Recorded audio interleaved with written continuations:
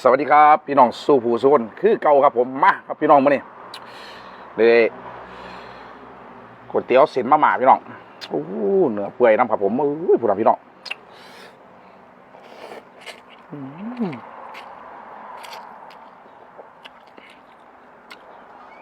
โอ้เขาท่าพี่น้องว้าโอ้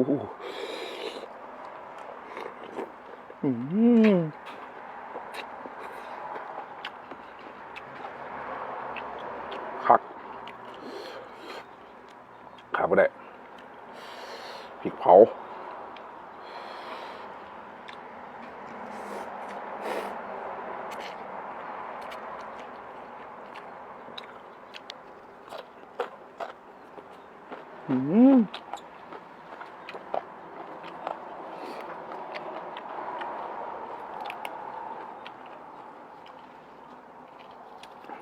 ครับ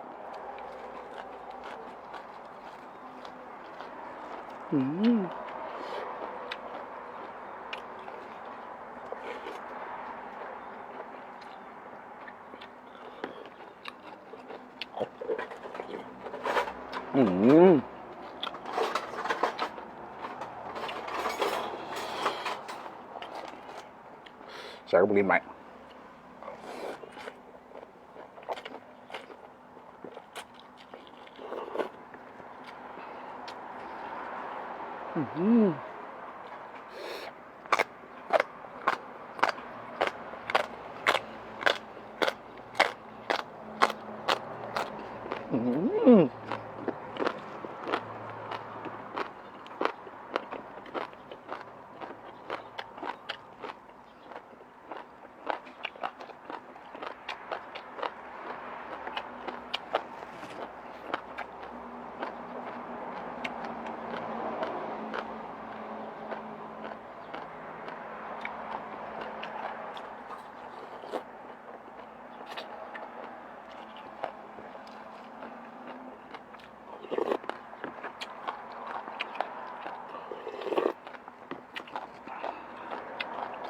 แซ่บดีพี่น้อง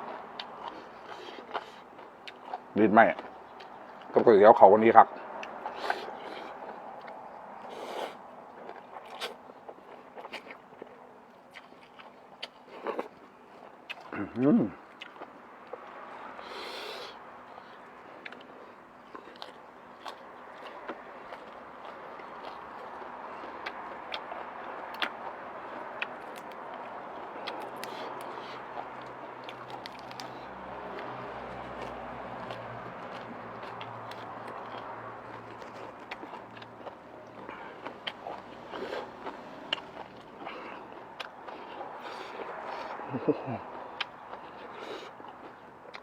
ตายจ้าเต็มคำพี่น้องเนื้อเปื่อยเลยเนื้อเปื่อย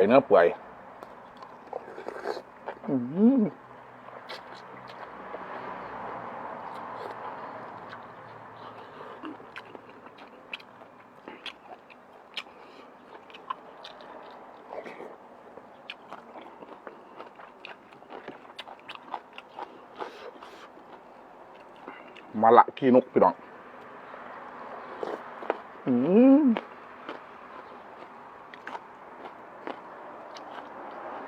ครับ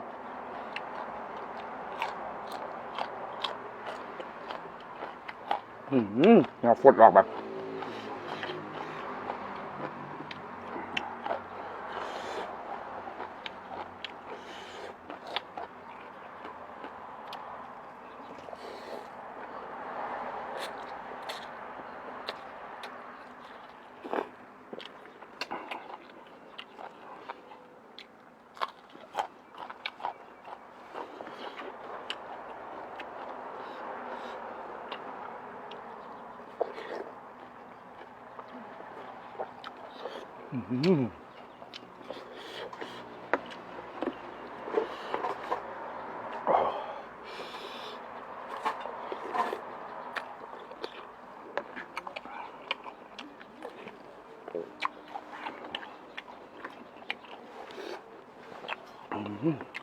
โอ้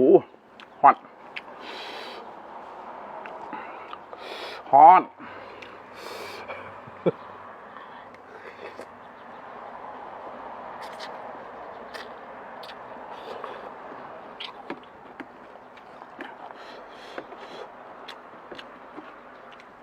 เข้าท่าหลายพี่น้อง